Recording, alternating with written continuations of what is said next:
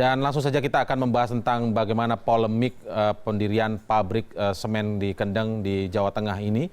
Langsung saja dengan Gubernur Jawa Tengah Ganjar Pranowo yang tersambung melalui satelit di Jawa Tengah.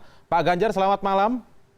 Ya Mas, selamat malam. Baik, kemudian saya akan sapa yang ada di studio, M. Isnur yang merupakan aktivis yang mendampingi warga Kendeng. Selamat malam. Selamat malam Mas Isnur, terima kasih. Dan kami masih mencoba menghubungi salah satu petani Kendeng juga, Ibu Gunarti, yang kemarin juga sempat bertemu dengan Presiden Joko Widodo. Baik, saya langsung akan ke Pak Ganjar. Pak Ganjar, kita seharian kemarin begitu mendengarkan versi aktivis, kemudian mendengarkan versi juga para petani dengan protesnya, kemudian ada yang merasa sedih dan menangis di istana. Pak Ganjar sendiri bagaimana melihat hal ini begitu Pak, perkembangan dari bahkan jawaban Presiden kemarin yang membuat sedih para pendemo begitu, mengatakan bahwa ini dikembalikan koordinasinya dengan Gubernur Jawa Tengah. Pak Ganjar. Iya, kalau statement itu dari Presiden dikembalikan ke saya kira Presiden sudah berada pada track yang benar begitu ya. Maka kalau memang itu diserahkan dan saya harus mengambil keputusan semuanya, saya akan ambil keputusan semuanya. Bisa panggil, saya panggil kementerian, mungkin juga teman-teman dari KSP gitu, biar semua dalam koordinasi saya saja. Itu jauh lebih cepat nanti untuk kita berdialog. Saya senang bisa membuka dialog. Kalau memang itu saya menyelesaikan semuanya saja. Sebelumnya bagaimana sih koordinasi dengan para warga yang memprotes aksi ini? Tentu saja warga mengatakan tidak 1-2 kali berkoordinasi bertemu dengan Anda, Pak Ganjar. Oh ya, jadi sebenarnya kan ini ada teman-teman yang menolak ya. Jadi ada pabrik ini di Kembang. Mungkin selama ini kan ceritanya Kendeng nih. Kendeng itu alurnya panjang sekali. Ada di Pati, ada di Rembang ya. Baik. Nah sementara ini yang dibicarakan seolah-olah ini satu titik. Tidak, ini banyak titik. Jadi dulu setelah saya jadi gubernur, halo? Ya, silakan Pak Ganjar. Kami mendengarkan, Pak. Anda mendengarkan saya ya? Ya, saya mendengarkan, Pak. Oh ya, sorry, suaranya agak feedback dikit ini. Ya. Ya. Dulu Semen Indonesia ini akan berdiri di Pati. Ya, setelah saya jadi gubernur saya pelajari saat itu. Dan namanya gagal di Pati. Maka dia pindah ke Rembang. Di Rembang prosesnya itu setahu saya di gubernur, saya baca SK gubernur sebelum saya waktu itu tahun 2012, terus mulus saja. Tidak ada persoalan. Menjadi persoalan kemudian pabriknya sudah mulai dibangun, konstruksi sudah mulai dilakukan, sekarang di sana masih. Saya komunikasi dengan Mas Sudetno, Mbak Gunarti dari awal. Dari awal. Makanya pada saat pengajuan semen baru di Pati, saat itu saya sampaikan, coba ayo teman-teman, ini mau ada pabrik ya berdiri di Pati, tolong jangan sampai seperti yang ada di Rembang, nanti telat. Maka tolong didampingi. Namun karena izin semen di Pati itu oleh Pati-Pati, maka saya tentu sama saya kira sikap saya dengan Presiden. Berikan kewenangannya penuh kepada Bupati Pati. Kemudian lolos. Dan kemudian digugat juga yang di Pati itu oleh teman-teman ini. Ya. Dan pada saat itu gugatannya pertama menang, terus kemudian sampai ke kasasi, sekarang kalah.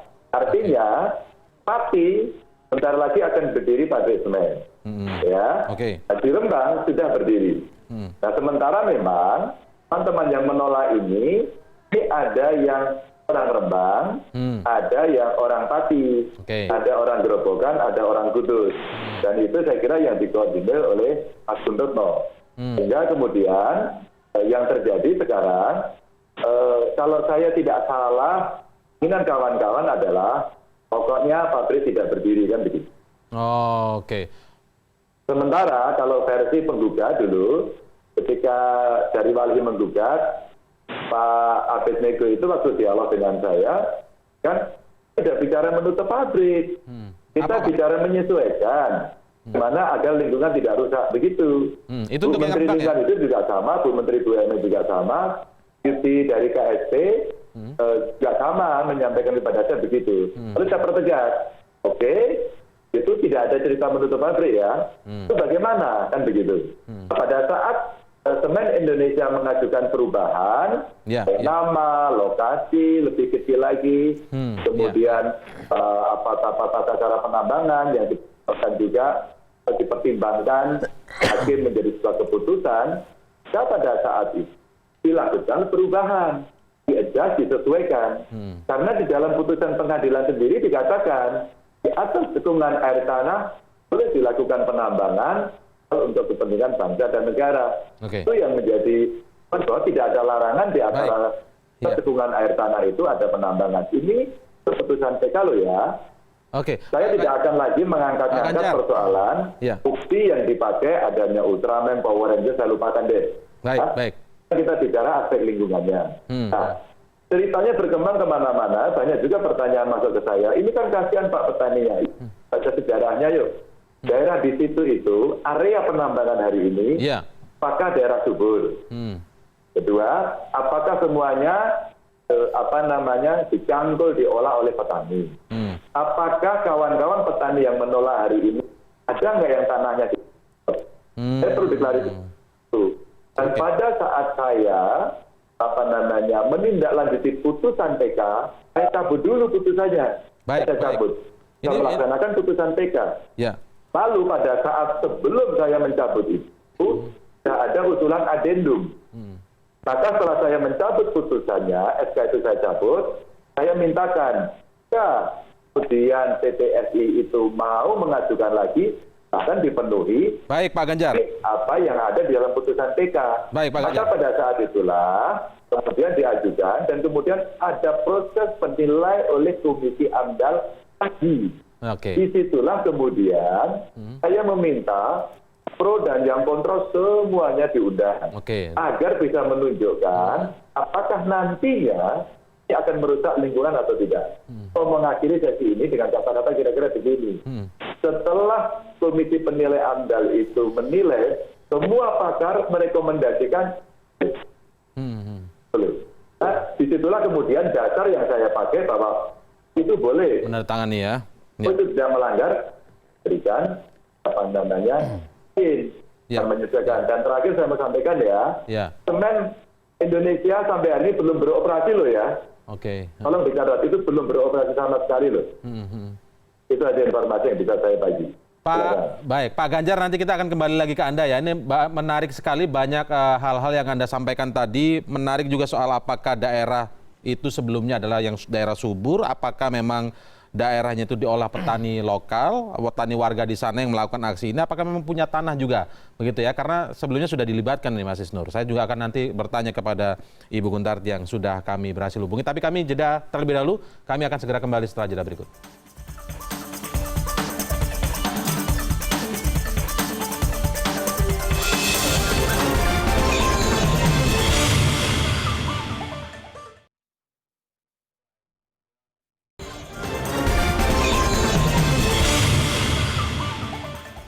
Penjelasan panjang lebar dari Gubernur Jawa Tengah Ganjar Pranowo tadi sudah kita dengarkan di segmen sebelumnya. Sekarang akan saya tanyakan kepada Ibu Gunarti, salah satu petani kendeng yang kemarin begitu sempat masuk ke istana bertemu dengan Presiden Joko Widodo, tapi reaksinya sedih setelah mendengar jawaban Presiden Joko Widodo. Bu Gunarti, selamat malam. Selamat malam, Mas Indra Maulana. Baik, Bu Gunarti, bisa Anda ceritakan kepada kami mengapa saat kemarin tuh Anda sedih, Anda menangis di istana ketika setelah mendengar jawaban Presiden Joko Widodo? Karena ketika saya tanyakan tadi kepada Pak Ganjar Pranowo bahwa ketika jawaban Presiden adalah menyerahkan kembali koordinasinya dengan Gubernur Jawa Tengah, itu adalah jalur yang benar. Ya, kenapa saya sedih? Pertama, kami dulur-dulur dari Kendeng itu sampai melakukan dengan ikhlasnya mengecor kaki di depan istana selama 1 minggu itu belum ada ketemu sama Pak Jokowi, dan kemarin saya bisa ketemu langsung sama Pak Jokowi. Memang saya ingin bercerita, ibaratnya saya anak mau melapor ke orang tua bahwa apa yang terjadi di Kendeng itu sudah, bagi kami itu sudah melanggar apa yang jadi putusan Presiden.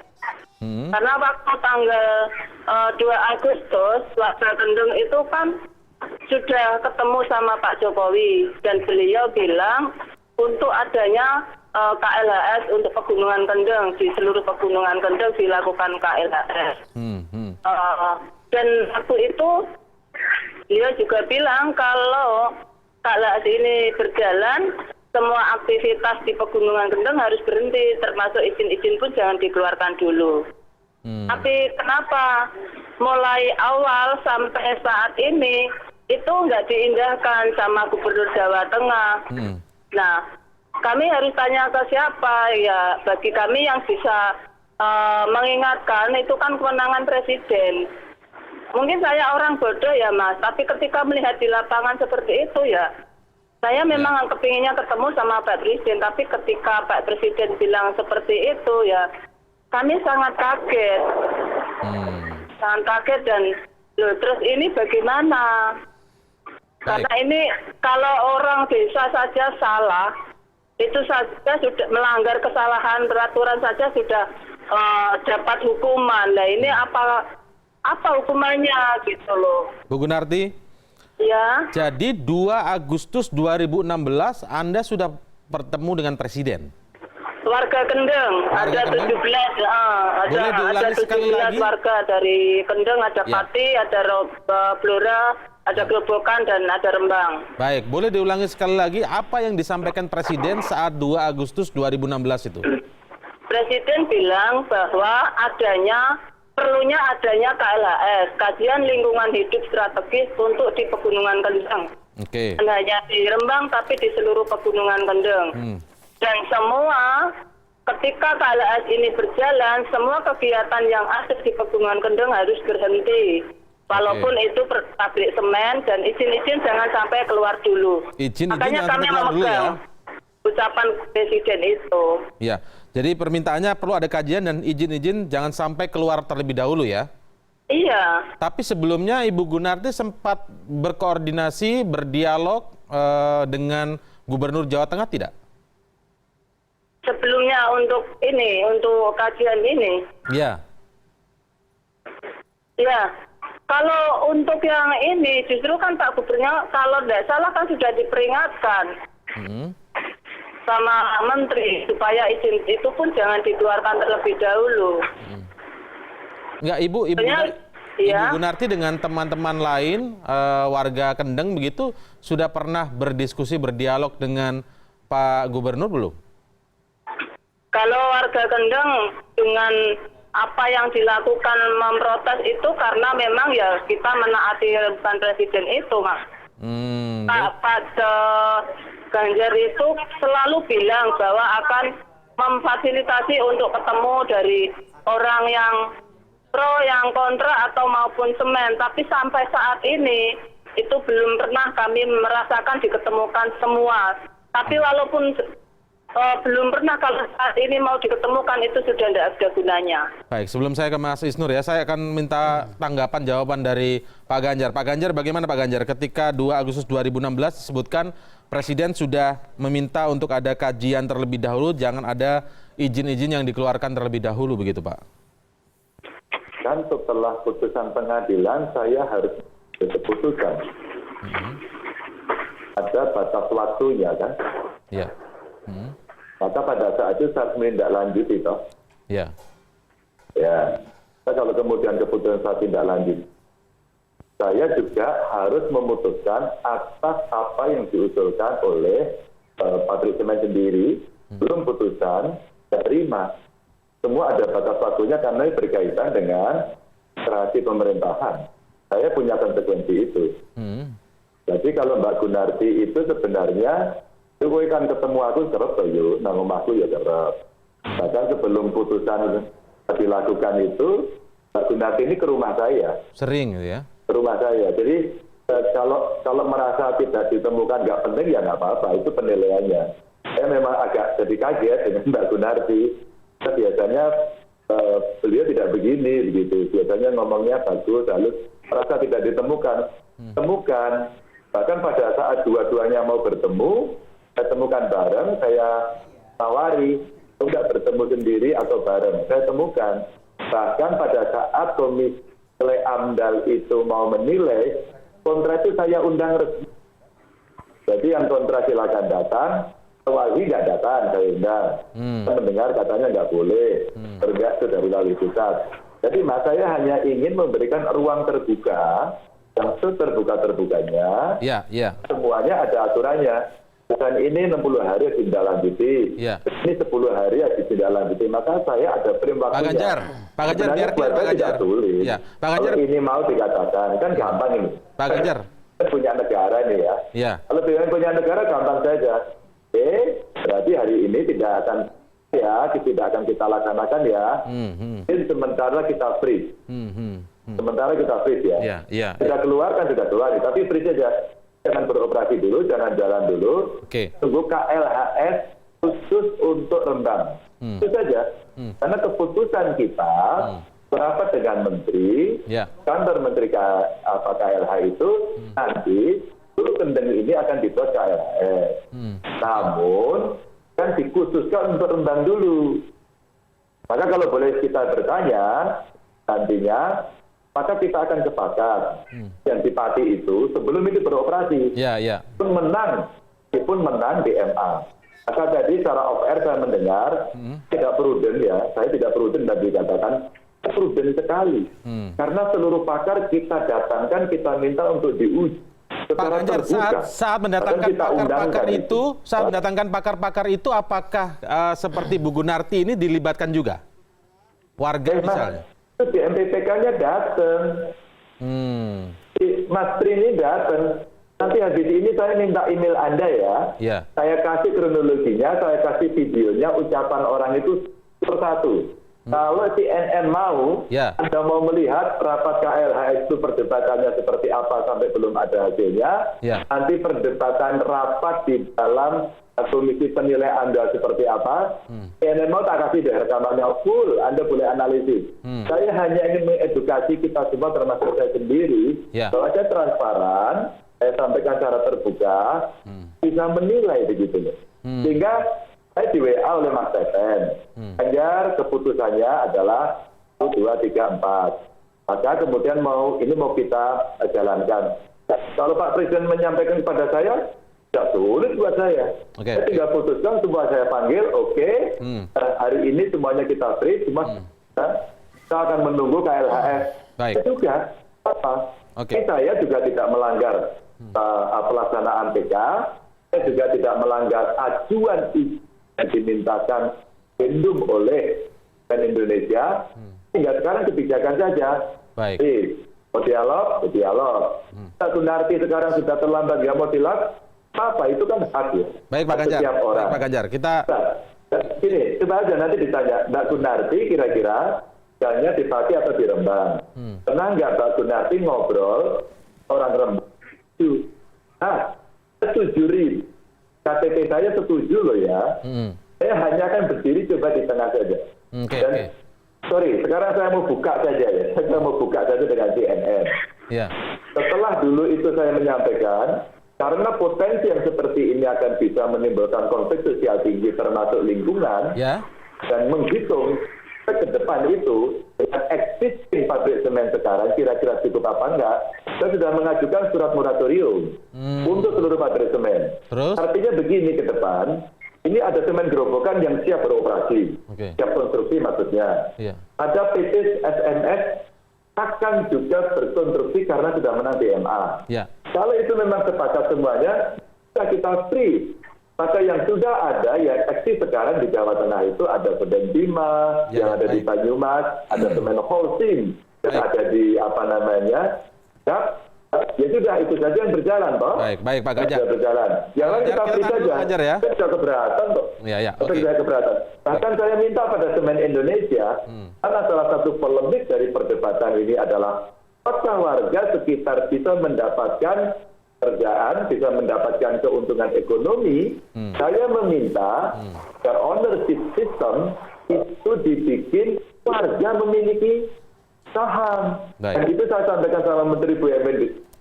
Saya minta 5%. Baik. Kalau itu ada, bisa dinikmati panjang. Kita satu persatu dulu Pak Ganjar ya. Kita satu persatu. Bareng-bareng. Oke Pak Ganjar. Penjelasan panjang sekali. Kita ulas satu persatu dulu karena kita harus klarifikasi apa yang disebutkan Pak Ganjar tadi misalnya. Tadi disinggung soal prudent bahwa kajiannya sudah dilakukan secara lengkap sebenarnya.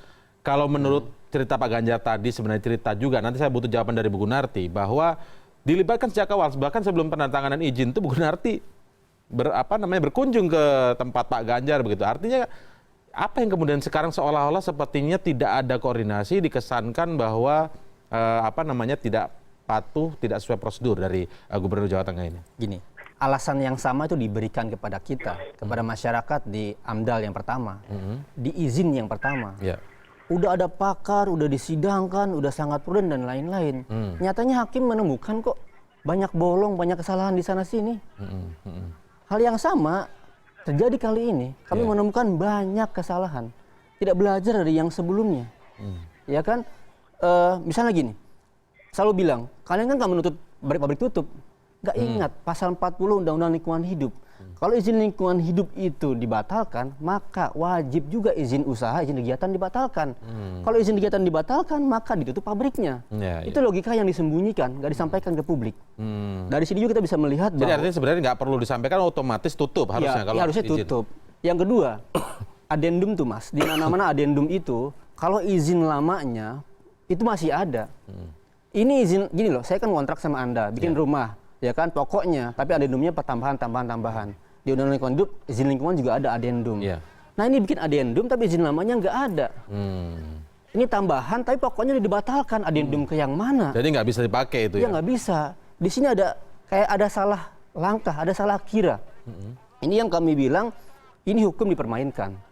Seolah-olah ada perintah MA untuk memperbaiki putusan dengan cara adendum gitu loh. Tapi adendum menurut pasal 50 izin lingkungan PP itu salah, nggak seperti itu maksudnya. Harusnya buat izin yang baru, proses yang baru. Sehingga apa yang terjadi? Karena izin yang lama sudah dibatalkan. Sehingga begitu cepat prosesnya. Yang ketiga, sekarang di izin lingkungan yang baru itu seolah-olah dasar izin lingkungan adalah permohonan AMDAL-nya ada perintah SK Pak Gubernur Jawa Tengah 16 Januari 2017. Tapi yang nggak pernah disampaikan ke publik adalah ada rapat antara Badan Lingkungan Hidup dengan PT Semen di bulan November. Disitulah rapat antara PTSI dengan Badan Lingkungan Hidup merumuskan ada adendum. Jadi SK Pak Gubernur di Januari itu kayak semacam pengesahan dari adendum yang disebutkan di rapat antara Semen dengan pemerintah.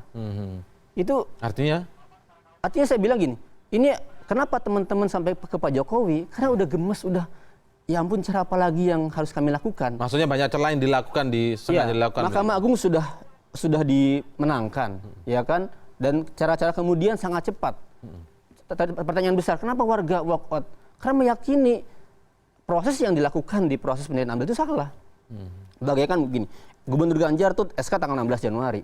Satu hari berikutnya, PT Semen sudah memberikan dokumen yang beribu-ribu lembar, hanya satu hari. Kok bisa? Berikutnya, hari berikutnya, sudah ada nama-nama Komisi Penilaian AMDAL dan tanggal untuk sidang tanggal 2. Di samping putusan MA yang bermasalah, Mas, warga juga penuh harapan. Dalam hukum ini ada namanya asas pengharapan yang harus dijadikan oleh pemerintah. Agustus tahun lalu Jokowi menjamin kalau KLHS belum selesai nggak ada izin tambang. Makanya kemudian 16 Januari sebelum Pak Ganjar buat SK, tadi pagi saya dialog dengan Bu Menteri Bu Siti. Bu Siti ngeluarin surat 16 Januari. Pak, kawasan yang sekarang ada tambangnya ini, indikasinya ada kawasan bentang alam kars yang harus dilindungi, nggak boleh tambang, ya kan? Ada satu lagi unsur yang belum, makanya tunggu dulu, jangan dulu keluarin izin. Ini nggak dihormatin, ini nggak. Alasannya tadi karena setelah ada keputusan persidangan katanya, mengeluarkan izin terus. Iya, makanya kemudian seolah-olah ini kan hanya memihak kepada permohonan Semen aja. Dia nggak mempertimbangkan janji Jokowi, nggak mempertimbangkan rekomendasi Bu Menteri, nggak mempertimbangkan asas kehati-hatian yang diberikan oleh Mahkamah Agung. Tapi masalahnya sekarang ketika kemarin disampaikan oleh Pak Jokowi, walaupun Agustus sudah pernah menyatakan yang cukup firm itu, tapi begitu kemarin ternyata hal yang berbeda. Kita ulas lebih lanjut ya setelah jeda, kita break terlebih dahulu. Kami masih akan lanjutkan bahasan ini setelah jeda berikut.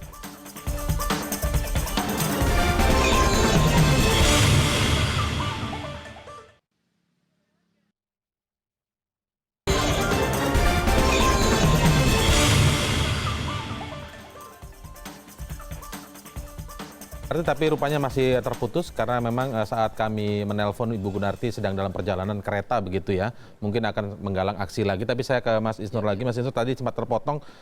2 Agustus 2016 kalau tidak salah ya. Itu Presiden ketika ditemui oleh warga Kendeng juga sudah mengatakan jangan intinya ditanggungkan dulu lah sebelum kajiannya itu selesai.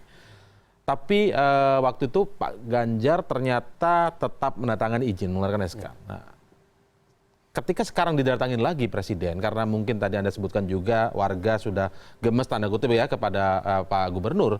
Ya. Ternyata Pak Jokowi jawabannya justru mengembalikan itu ke Pak Ganjar. Sebenarnya ini jauh berbeda tidak sikapnya? Iya, yang menjadi kesedihan Mbak Gun dan kami itu juga ada perubahan di Pak Jokowi. Kita bertanya ini, apa yang melatar belakangi perubahan sikap Pak Jokowi? Siapa yang membisiki, yang ngasih advice dan lain-lain? Tentu Pak Jokowi kurang ngerti hukum. Siapa yang ngasih nasihat? Itu pertanyaan penting. Yeah. Ini karena bahaya buat Jokowi. Jokowi dianggap nggak konsisten. Bagaimana mungkin Jokowi bisa bilang ini urusan daerah? Padahal sebelumnya dia memerintahkan KSP. Kalau Mas Indra ada memerintahkan KSP ya? Kalau Mas Indra lihat ini 2 SK KSP dan SK KLHK, dua-duanya perintah Pak Jokowi untuk ngurus ini. 2 SK yang bisa Anda tunjukkan? Ini SK KLHK, ini SK KSP. Ini perintah atasnya perintah Pak Jokowi. Ya, KLHK ini KSP. Pembentukan KLHS, ini pembentukan tim quality assurance KLHS. Saat itu artinya mengatakan memang ini sudah menjadi bagian dari wewenang dia begitu. Pak Jokowi sudah terlibat langsung di sini. Dia sudah memberikan perintah. Orang kalau punya wibawa, ketika sudah perintah harus menjaga dong wibawanya, apalagi ini soal daerah. Yang kedua, ini jadi lucu. Kalau kemudian urusan daerah semua diselesaikan daerah, nah kalau yang bermasalah kepala daerahnya bagaimana? Warga menganggap kepala daerah bermasalah, ngadu ke Pak Jokowi. Loh kalau dilepas dengan kepala daerahnya, jadi nggak selesai urusan. Baik. Oke, Bu Gunarti sudah tersambung lagi ya Bu Gunarti. Jadi Bu Gunarti tadi nama Anda sebenarnya sering disebut tadi sama Pak Ganjar, sebenarnya Anda sering datang juga bahkan 1 hari sebelum penandatanganan izin itu, artinya komunikasi dengan Anda sebenarnya lancar-lancar saja, perubahan kemudian.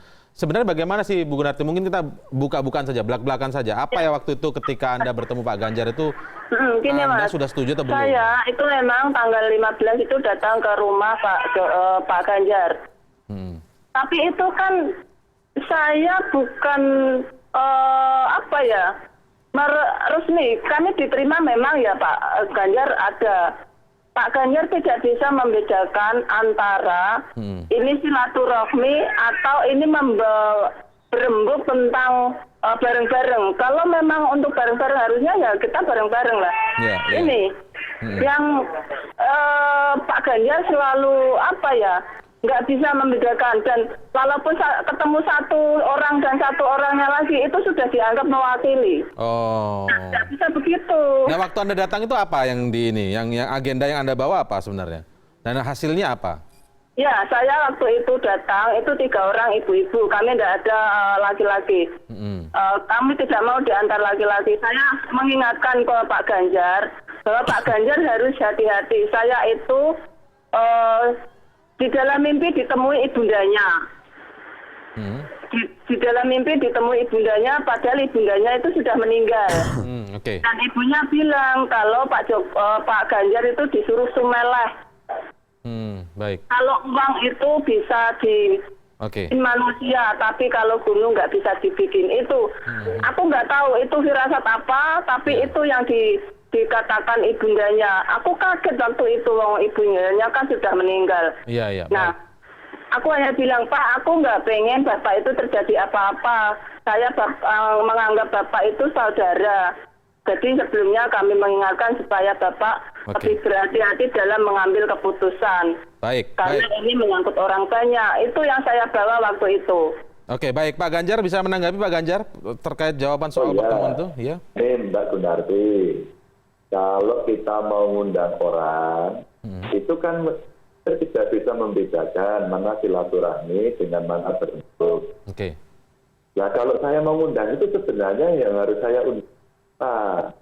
Apakah itu bisa direpresentasikan dengan JNPTK itu?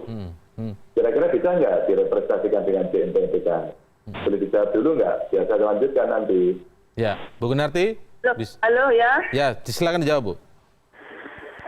Saya juga waktu itu saya minta sama Pak Ganjar, saya bersalaman, Pak, saya datang ke sini mau meminta cabut izin lingkungan dan tutup pabriknya. Itu kami masih berjabat tangan dan tidak saya lepaskan sebelum dia menjawab. Dan Pak Ganjar coba ditanyakan, Pak Ganjar menjawab, yo. Disaksikan sama Bu Sukinas dan Mbak Pur. Pak Ganjar, silakan. Ya, ini Mbak. Kalau saya harus memanggil orang, yang harus panggil siapa dari sekian banyak orang yang... Apakah boleh? Kan tadi dibilang, kami mau berembuk, tidak bisa membedakan mana yang silaturahmi. Baik. Dan mana yang kemudian berembuk mewakili banyak orang. Banyak orang itu, Sob. Apakah itu bisa diwakili JMPPK? Okay. Kalau jawabannya iya, undang JMPPK. Akhirnya walk out itu. Yang juga tadi disampaikan oleh Mas siapa tadi yang pengamat yang membantu. Mas Isnur, ya. Mas Edi. Tiba, enggak Mas. Itu para pakar yang menilainya sudah lama. Yang Anda sampaikan antara ajuan adendum yang disampaikan oleh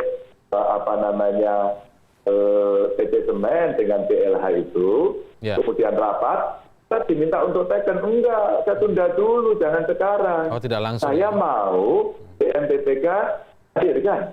Yang akhirnya walk out itu, walhidilah dihadirkan. Yang perlu dihadirkan. Itu saya tunda lama, Mas. Tiba-tiba, Anda kalau mau juga saya kasih datanya. Nggak ada yang saya tutup-tutupi. Artinya sebenarnya saya membuka di awal ini. Tapi ini background saja untuk menceritakan apa yang ada. Baik, Pak. Tapi hari ini kalau kemudian kita menerjemahkan apa yang disampaikan oleh Presiden, kalau kemudian Mas Teten juga sudah menghubungi saya, mengambil keputusan tidak sulit buat saya. Itu tinggal saya panggil aja Semennya, secara sama Bu Menteri BUMN, ambil aja inisiatif dari Semen Indonesia, selesai. Bahwa ya kami akan menunggu KLHS dengan kesadaran. Selesai. Kalau kemudian ini dikatakan, Ganjar, saya tunggu KLHS, sudah nanti Pak Surati, tunggu dulu semua, hentikan dengan KLHS ada. Saya sulit buat saya. Silahkan nanti kalau mau berembuk, fasilitasi mau berembuk. Kita nantikan itu bersama kalau gitu ya. Pak Ganjar bisa dilakukan. Jadi ada dua dimensi yang mau saya jelaskan. Satu dimensi historis yang selama ini ada, seringkali salah kemudian dibicarakan di publik. Yang kedua, dimensi ke depan bagaimana kita menyelesaikan. Saya siap untuk menyelesaikan itu di perintah Presiden kok, gitu ya. Tapi saya mau ingatkan saja, baik di NPPK, teman-teman yang mendampingi bahwa hari ini dalam daftar kami, sejak tahun 90-an, sampai hari ini sudah ada 56 yang berjalan di Lembang itu. Ya, dan di Pati, di tempat Mbak Gunarti tinggal, ini teman-teman kan katanya ya, awal. Dan nanti kita akan bicara lagi putusan-putusan putusan pengadilan, kita akan bicara masalah aspek ekonomi, ataukah kita nanti akan bicara aspek lingkungan. Dulu kan pertamanya aspek lingkungan nih, kemudian bicara aspek ekonomi, kemudian bicara aspek sosial, dan bicara, kemarin saya juga berbicara di TV yang lain. Baik, ini pembahasan memang tidak cukup dibahas di waktu sekarang ini, Pak Ganjar. Saya harus stop terlebih dahulu. Pak Ganjar, kita tahu bahwa pembahasan ini memang tidak cukup untuk sebuah diskusi. Oke, baik. Kami sangat mohon maaf sekali. Memang waktu tidak memungkinkan kita untuk membahas lebih lanjut, tapi kita akan menunggu bagaimana pembahasan lebih lengkap Pak Ganjar sebagai Gubernur Jawa Tengah bertemu dengan Ibu Gunarti. Mungkin Mas Isnur dari YLBAI juga akan ada di sana beserta dengan perwakilan pemerintah pusat begitu ya. Tapi kita mohon maaf sekali waktu sangat membatasi program kami hari ini. Kita sangat menghargai kesediaan Pak Ganjar tadi, kesediaan Bu Gunarti dan juga kesediaan Mas Isnur bergabung bersama kami. Selamat malam semuanya telah berbagi dalam program kami hari ini.